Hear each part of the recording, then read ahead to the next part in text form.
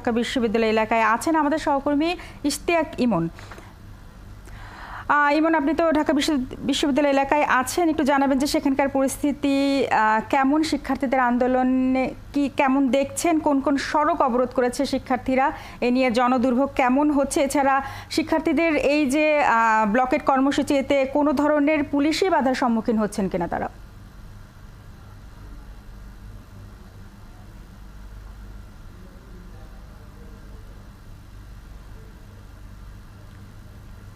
না, এখানকার পরিস্থিতি আপনাকে যদি একটু বলি যে এখন এখানকার যে পরিবেশ বেশ উত্তেজনাপূর্ণ একটি পরিবেশ। আপনি নিশ্চয়ই দেখতে পাচ্ছেন যে ফুটেজে, এবং সেই বড় একটি মিছিল কিন্তু ঢাকা বিশ্ববিদ্যালয়ের ভেতর থেকে এসেছে এবং সেটি শাহবাগে তারা অবস্থান নেবে। পুলিশের উল্টো দিকে আমরা অবস্থান দেখতে পাচ্ছি, একটি শক্ত অবস্থান, এবং এই মিছিলটিও বেশ বড়। তারা সারা বাংলাদেশেই ব্লকেট করার কথা বলা হয়েছিল, কিন্তু সেই ব্লকেট তারা এখন শাহবাগে অবস্থান নিয়ে শাহবাগটি তারা ব্লকেট করবে, এরকমই কিন্তু তাদের কর্মসূচি। কারণ সারা বাংলাদেশ বা ঢাকার যে গুরুত্বপূর্ণ পয়েন্টগুলো বন্ধ করার কথা গতকাল তারা যে ঘোষণা দিয়েছিল, সেই ঘোষণা থেকে তারা সরে এসেছে। তারা শুধুমাত্র শাহবাগে অবস্থান নিয়ে এখানেই তারা আজ কর্মসূচি করবে, এবং এই মিছিলটি যেন সামনে আর না যেতে পারে সেজন্য শাহবাগ মেট্রো রেলের নিচেই কিন্তু পুলিশের একটি শক্ত ব্যারিকেড আমরা দেখতে পাচ্ছি। সেখানে কোনো ধরনের সাংঘর্ষিক পরিস্থিতি হয় কিনা এখন সেটি আমাদের দেখার বিষয়। মিছিলটি এগিয়ে যাচ্ছে, আপনি দেখতে পাচ্ছেন যে অনেক বড় একটি মিছিল তারা ঢাকা বিশ্ববিদ্যালয়ের ভেতর থেকে এটি এসেছে, এবং শাহবাগেও তারা এই অবস্থান চালিয়ে যাবেন সন্ধ্যা 7টা থেকে 7:30 পর্যন্ত। তারপরেই তারা আগামীকালের কর্মসূচি দেবেন। কিছুক্ষণ আগেই আন্দোলনের যে মুখপাত্র নাহিদ, তার সাথে আমার কথা হয়েছে, একাত্তর টেলিভিশনে তিনি বক্তব্য দিয়েছেন। তিনি জানিয়েছেন যদি তারা যে কর্মসূচি করছেন সেটিকে তারা শান্তিপূর্ণ বলছেন, এবং শান্তিপূর্ণ কর্মসূচিতে যদি কেউ হামলা করে তাহলে যারা হামলা করবে বা যদি কোনো অপ্রীতিকর ঘটনা ঘটে সেই দায়িত্ব যারা এই ঘটনায় জড়িত হয়ে পড়বেন তাদেরকেই নিতে হবে। একই সাথে মন্ত্রীদের কথা বলা হয়েছে যে আজ বেশ কয়েকজন মন্ত্রী কোটা সংস্কার আন্দোলন নিয়ে কথা বলেছেন, এবং সেখানে তারা যে কথাগুলো বলেছেন সেই জায়গাতে যদি কোনো আলোচনার সুযোগ থাকে তাহলে তারা সেই আলোচনায় যোগ দেবেন বা সেই মনোভাব তাদের রয়েছে, সেটি আনুষ্ঠানিকভাবে একটি তাদের কাছে জানতে চাওয়া বা তাদের কাছে আনুষ্ঠানিকভাবে সেই প্রস্তাবটি আসতে হবে। এবং আমরা একটু শাহবাগের চিত্রটি আমরা একটু দেখতে চাই যে শাহবাগে পুলিশের ব্যারিকেড দেওয়া হয়েছে, এবং সেই ব্যারিকেডে আমরা দেখতে পাচ্ছি যে পুলিশ এবং ছাত্ররা একটি মুখোমুখি অবস্থানে রয়েছে। ছাত্ররা সেই ব্যারিকেডটি ভাঙারও চেষ্টা করছেন, এবং সেই ব্যারিকেড ভেঙে শেষ পর্যন্ত তারা যাবেন কিনা। এর আগে আমরা 3 দিন দেখেছি যে পুলিশের ব্যারিকেড ভেঙে তারা সামনে এগিয়ে গিয়েছেন, কিন্তু আজ শেষ পর্যন্ত এই ব্যারিকেডটি ভেঙে তারা সামনে গিয়ে পরিবার, বাংলা মোটর এবং কারওয়ান বাজার এটিতে দখল নেবেন কিনা এবং শেষ পর্যন্ত রেল লাইন দখল নেবেন কিনা, সেরকম পরিস্থিতি হয় কিনা সেটি আর একটু সময় সাপেক্ষ বিষয়, আমাদের দেখতে হবে। কিন্তু এর আগে জানিয়ে রাখি যে কেন্দ্রীয় পর্যায়ে অর্থাৎ যারা এই আন্দোলনের নেতৃত্ব দিচ্ছেন তারা পরিষ্কার করে জানিয়েছেন যে শাহবাগের বাইরে আজ কোনোভাবেই এই আন্দোলন যেন না যায়, সেজন্য সকলকেই নির্দেশনা দেওয়া হয়েছে। যদি কেউ এই আন্দোলনকে বাইরে নিয়ে যাওয়ার চেষ্টা করে সেটিকে তারা বহিরাগত হিসেবে দেখবেন, এই আন্দোলনের সাথে জড়িত নয়, এরকম কিন্তু পরিষ্কার বার্তা ঢাকা বিশ্ববিদ্যালয়ের সেন্ট্রাল লাইব্রেরির সামনে তারা যখন জড়ো হয়েছে তখনই দিয়েছেন। দেখতেই পাচ্ছেন যে আপনি একটি দীর্ঘ মিছিল, এখানে হাজার হাজার আন্দোলনকারী রয়েছেন, এবং সেই আন্দোলনকারীরা যে দাবিটি বারবারই করছেন যে আদালতের যে বিষয়টি এখন চলে গেছে, অর্থাৎ 1 মাস আদালত যে এই কোটার বাতিল করেছে, 1 মাসের জন্য স্থগিত করেছে যে রায়, অ্যাপিলেট ডিভিশন হাইকোর্টের যে পূর্ণাঙ্গ রায়, তার পরিপ্রেক্ষিতেই আপিল বিভাগ আসলে এটি স্থগিত করেছে।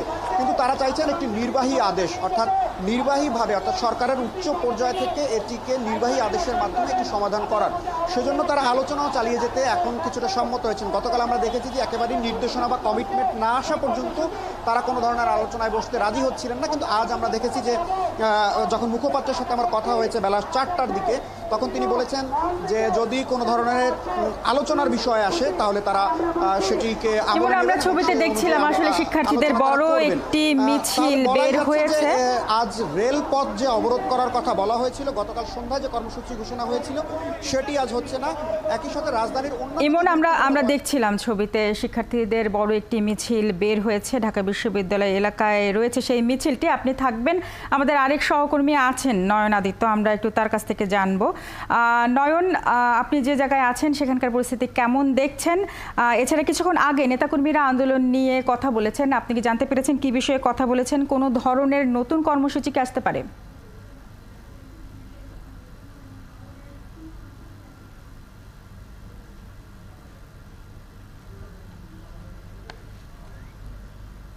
নতুন যে কর্মসূচির কথা যদি বলেন সেটি মূলত সমন্বিতভাবে এটি সিদ্ধান্ত হয়, অর্থাৎ বৈষম্য বিরোধী আন্দোলনের যত শিক্ষার্থী যারা আছে তারা বিভিন্ন জায়গায় তাদের স্ব শিক্ষা প্রতিষ্ঠানের ব্যানারে আন্দোলন করলেও সমন্বিতভাবে তারা সেই কর্মসূচিটি ঘোষণা করেন। এখান থেকে শুরু থেকেই বলা হয়েছিল যে ঢাকা বিশ্ববিদ্যালয়ের যে কর্মসূচি আছে সেই কর্মসূচি শেষে যে সিদ্ধান্ত হবে, যে কর্মসূচি ঘোষণা করা হবে সেটি তারা পালন করবেন। এবং তার উদ্দেশ্যে আমি যদি বলি, বিকেল 4টার কিছু পর ঢাকা কলেজ সহ ইডেন কলেজের শিক্ষার্থীরা এখানে সমবেত হয়। তারপরে তারা একটি মিছিল নিয়ে সায়েন্স ল্যাব মোড় দিয়ে নীলক্ষেত দিয়ে ঢাকা বিশ্ববিদ্যালয়ের যে লাইব্রেরি আছে, পাঠাগার আছে, সেই পাঠাগারের সামনে ঢাকা বিশ্ববিদ্যালয়ের শিক্ষার্থীদের সঙ্গে যুক্ত হবার জন্য রওনা দেয়। কিন্তু নীলক্ষেত মোড়ে পুলিশের ব্যারিকেডের সামনে তাদের মিছিলটি বাধাগ্রস্ত হয় এবং সেখান থেকে পুলিশ ছাত্রদের সঙ্গে কথা বলে তাদেরকে আবার ঢাকা কলেজ মুখী এখানে নিয়ে আসে এবং এখানে নিয়ে এসে ঢাকা কলেজের গেটের সামনে তারা অবস্থান নেয়। এবং এই অবস্থানের সময় আমরা দেখেছি, আমি যে সড়কের পাশটিতে দাঁড়িয়ে আছি তার বিপরীত পাশ দিয়ে ছাত্রলীগের একটি মিছিলও কিন্তু পার হয়ে গেছে। দুই পক্ষই তাদের মতো করে স্লোগান দিয়েছে, কিন্তু কেউই উত্তেজনাকর কিংবা উস্কানিমূলক কোনো আচরণ আমরা তাদের মধ্যে দেখিনি। সঙ্গত কারণেই এখানকার পরিস্থিতি শান্ত এবং শিক্ষার্থীরা যেটি বলছেন তাদের যে আন্দোলনে বাধাগ্রস্ত করা হচ্ছে কিংবা আজকে তাদের যে শান্তিপূর্ণ কর্মসূচি, সেই কর্মসূচি তারা পালন করতে পারেননি, সেটি যেমন একটি বিষয়, তেমনি সিদ্ধান্ত যেটি আসবে তারা সেটি পালন করবেন। একই সঙ্গে তাদের দাবি না আদায় না হওয়া পর্যন্ত তারা মাঠেই থাকবেন। আমরা এখানে দেখছি অসংখ্য শিক্ষার্থী এখনো এখানে দাঁড়িয়ে আছেন, যদিও তাদের কর্মসূচি এরই মধ্যে সমাপ্ত ঘোষণা করা হয়েছে। এখানে যারা ইডেন কলেজের শিক্ষার্থীরা ছিলেন, এসেছিলেন যুক্ত হওয়ার জন্য, তারা এরই মধ্যে চলে গেছেন। তবে এখানে যারা আন্দোলনরত শিক্ষার্থী, বিশেষ করে ঢাকা কলেজের, তারা এখানে এখনো অবস্থান করছেন এবং তারা মূলত এখানে পর্যবেক্ষণ করছেন কিংবা অপেক্ষা করছেন পরবর্তী নির্দেশনার জন্য, যে নির্দেশনা মূলত সমন্বিতভাবে দেয়া হবে। তারপরেই তারা তাদের আগামীকালকের কর্মসূচি সেগুলো যেভাবে আসবে সেইভাবেই পালন করবে। তবে এখানে যে নয়ন, আমরা দেখছিলাম আসলে আন্দোলনরত শিক্ষার্থী এবং পুলিশরা মুখোমুখি অবস্থানে রয়েছেন। আপনি থাকবেন আমাদের সাথে, আমরা একটু আবারও আমাদের সহকর্মী ইশতিয়াক ইমনের কাছে যেতে চাই, জানতে চাই সেখানকার পরিস্থিতি। ইমন আছেন, ঢাকা বিশ্ববিদ্যালয় এলাকায় মিছিল বের হয়েছে অনেক বড় একটি, কি অবস্থা দেখছেন সেখানে?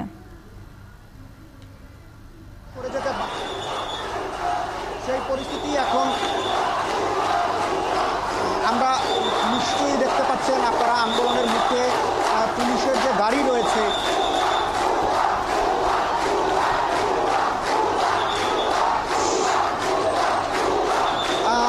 আপনি নিশ্চয়ই দেখতে পাচ্ছেন যে পুলিশের যে ভ্যানটি রয়েছে, এপিসি ভ্যান রয়েছে, এপিসি ভ্যানটিকে পেছনে যেতে বাধ্য করছেন শিক্ষার্থীরা এবং এখানে পুলিশের যে সাজোয়া জামিনগুলো ছিল সেগুলোকে সবগুলোকে সরিয়ে নিতে বাধ্য হচ্ছেন। পুলিশের যে ব্যারিকেডটি ছিল সেই ব্যারিকেডটি তারা ভেঙে ফেলেছেন এরই মধ্যে এবং শিক্ষার্থীরা তাই সেই ভ্যানকে অনেকটা বাধ্য করছেন চলে যেতে এবং আমরা দেখছি যে শিক্ষার্থীরা সেভাবেই এগিয়ে যাচ্ছেন এবং সেই এগিয়ে যেভাবে তারা যাচ্ছেন পুলিশ কিছুটা চেষ্টা করছেন পরিস্থিতি নিয়ন্ত্রণের জন্য, কিন্তু সেই পরিস্থিতি আসলে কোনোভাবেই পুলিশ নিয়ন্ত্রণ করতে পারছেন না। এবং একই সাথে একটু বলে রাখি যে শিক্ষার্থীরা ক্রমান্বয়ে এগিয়ে আসছেন ইন্টারকন্টিনেন্টাল মোড়ের দিকে এবং তারা যেভাবে আসছেন তাতে পুলিশের যে সদস্য রয়েছে বা এই গাড়িটি যেন ভেঙে না ফেলে সেটি এখন তারা রক্ষা করার চেষ্টা করছেন, কিন্তু সেটিকে আসলে তারা খুব বেশি রক্ষা করতে পারছেন না, কারণ এখানে হাজার হাজার শিক্ষার্থী রয়েছে, পুলিশ রয়েছে হাতে গোনা মাত্র কয়েকজন। তাতে এরকম একটি বড় মিছিল বা এরকম একটি বড় মবকে সামাল দেওয়া কোনোভাবেই আসলে পুলিশের পক্ষে এখন সম্ভব হচ্ছে না। তারা ক্রমান্বয়ে ইন্টারকন্টিনেন্টাল হোটেলের দিকে কিন্তু তারা এগিয়ে যাচ্ছেন। এখানকার নেতৃবৃন্দ রয়েছেন, তারা বারবার চেষ্টা করছে যে শিক্ষার্থীরা এখন সামনের দিকে এগিয়ে যাচ্ছে সেটি যেন কোনোভাবেই না যায়, কারণ তাদের আন্দোলনের ছিল তারা কোনোভাবেই শাহবাগ মোড় আজ ক্রস করবে না এবং অতিক্রম না করে তারা এখানেই একটি কর্মসূচি করবে এবং ব্লকেটটি তারা শাহবাগেই দেবেন। কিন্তু আমরা দেখতে পাচ্ছি যে নেতৃবৃন্দ আসলে যে আন্দোলনকারী রয়েছে তাদেরকে সামাল দিতে পারছেন না, তারা পুলিশের ব্যারিকেড ভেঙে দিয়েছেন, পুলিশের যে সাজোয়া যানগুলো রয়েছে সেগুলো পিছু হতে বাধ্য হচ্ছে এবং শিক্ষার্থীরা দুটি পক্ষ অর্থাৎ নেতৃত্বের জায়গায় যারা আছেন তারা বারবারই বলছেন যে শিক্ষার্থীরা যেন সামনে এগিয়ে না যায়, পরিস্থিতিটি যেন তাদের নিয়ন্ত্রণের ভেতরে থাকে। এবং আন্দোলনের মুখপাত্র নাহিদের সাথে যখন আমাদের কথা হয়েছে, নাহিদ কিন্তু পরিষ্কার করেই বলেছেন যে তারা এই আন্দোলনটিকে কোনোভাবেই সহিংস রূপে যেন না যায় সেই চেষ্টা তারা করছেন, কারণ তারা শাহবাগী অবস্থান নেবেন, এর বাইরে কোথাও কোনো আন্দোলন যদি কেউ করে সেই দায়ভার তারা নেবেন না। কিন্তু এখানে শিক্ষার্থীরা এখন আমরা দেখতে পাচ্ছি যে সাজোয়া যান যেগুলো রয়েছে পুলিশের, সেই সাজোয়া যান আমরা নিশ্চয়ই ক্যামেরা পার্সনের সহযোগিতা একটু দেখাতে চাই যে শিক্ষার্থীদের তারা কিছুটা নিবৃত করার চেষ্টা যা তারা করেছেন সেটি তারা কিছুটা সফল হয়েছেন। পুলিশ পিছু হটেছে। এখনও পুলিশের দুটি সাজোয়া যান আমরা দেখছি যে ভেতরে আটকা পড়েছে শিক্ষার্থীরা। সেটি যদি ভাঙচুর না করা হয় তাহলে আসলে এই আন্দোলনটি হয়তো পুলিশের পক্ষ থেকে সহিংস রূপে যাওয়ার এখন পর্যন্ত পরিস্থিতি নেই। পুলিশ একেবারেই নির্বিকার অবস্থায় দাঁড়িয়ে আছে। পুলিশ অনেকটা অ্যাকশনে যাওয়ার মুডে আমরা দেখতে পাচ্ছি যে পুলিশ হয়তো তাদের উপর লাঠিচার্জ করতে পারে। তারা সামনে এগিয়ে আসছে এবং পুলিশের আরও কিছু সদস্য এরই মধ্যে যুক্ত হয়েছেন। আমরা দেখতে পাচ্ছি যে তাদেরকে সরিয়ে দেওয়ার জন্য যে চেষ্টা, সেই চেষ্টাটি শাহবাগ থেকে শুরু হচ্ছে। ক্যামেরা পার্সনকে বলবে একটু নিরাপদে থাকতে হবে, কারণ এখন ইট পার্সেল নিক্ষেপ ওই দিক থেকে হতে পারে, কারণ পুলিশ একটি অ্যাকশনে যাওয়ার চেষ্টা করছে। মাঝখানে অসংখ্য গণমাধ্যম কর্মী রয়েছে, উল্টো দিকে যে শিক্ষার্থীরা রয়েছেন তারাও অনেকটা মারমুখী অবস্থানে রয়েছেন, কারণ তাদের যারা নেতৃত্ব দিচ্ছেন তারা তাদেরকে নিয়ন্ত্রণ করতে পারছেন না। একই সাথে পুলিশের যে এপিসি ভ্যানটি দেখছেন সেই ভ্যানটি কিন্তু একেবারেই আটকা পড়েছে। এবং আমি যদি একটু ক্যামেরা পার্সনের সহযোগিতা দেখাই, পুলিশের এপিসি ভ্যানটি এখন শিক্ষার্থীদের নিয়ন্ত্রণে রয়েছে এবং শিক্ষার্থীরা সেই ভ্যানটির উপরে উঠে তারা কিন্তু সেই বাংলাদেশের পতাকা ওড়াচ্ছেন, বিভিন্ন স্লোগান দিচ্ছেন। পুলিশ সেই এপিসি ভ্যানটিকে কিন্তু উদ্ধার করার চেষ্টা চালাচ্ছে। অনেকটা সংঘাতপূর্ণ একটি পরিস্থিতির দিকে বলা যায় যে দুই পক্ষই আসলে সামনাসামনি অবস্থানে রয়েছে। পুলিশ কিছুটা পিছু হটেছিল, শিক্ষার্থীরা শাহবাগের যে ব্যারিকেডটি দেওয়া হয়েছিল সেই ব্যারিকেডটি ভেঙে ফেলেছেন তারা, এবং যে গাড়িটি এখন আটকা রয়েছে, এপিসি ভ্যানটি আটকে আছে, সেই ভ্যানটিকে উদ্ধার করার জন্যই কিন্তু পুলিশের চেষ্টা রয়েছে। পুলিশের এখানে ঊর্ধ্বতন কর্মকর্তারা রয়েছে এবং আমরা দেখতে পাচ্ছি ইন্টারকন্টিনেন্টাল মোড় এবং বাংলা মোটরে যে সংখ্যক পুলিশ ছিল তারাও ক্রমান্বয়ে এদিকে এগিয়ে আসছে। এবং যদি এটি আসলে এরকম পরিস্থিতি থাকে তাহলে আসলে দুপক্ষের মধ্যেই যে ধরনের উত্তেজনা রয়েছে সেটি নিয়ন্ত্রণ করা একটু কষ্টসাধ্য হয়ে যাবে। পুলিশের পক্ষ থেকে এখন পর্যন্ত আমরা দেখছি তারা অনেকটা ধৈর্য নিয়েই পরিস্থিতি সামাল দেওয়ার চেষ্টা করছেন। শিক্ষার্থীদেরও যারা একেবারেই অতি উত্তেজিত হয়ে গেছেন তাদের সামাল দেওয়ার জন্য তাদের যারা নেতৃবৃন্দ আছেন তাদেরকে পেছনে নেওয়ার চেষ্টা করছেন। গাড়িটিতে যেন কেউ হামলা না করে, এপিসি ভ্যান যেটি রয়েছে এখনও দেখতে পাচ্ছেন যে শিক্ষার্থীরা আটকে রেখেছেন, সেটি যেন কোনোভাবেই হামলা না হয় বা ভাঙচুর করা না হয় সেই চেষ্টা কিন্তু নেতৃবৃন্দ করছেন। পুলিশের ভ্যানটি বের করে দেওয়ারও চেষ্টা পুলিশ করছে, পুলিশের কর্মকর্তারা সেখানে ঢুকেছেন।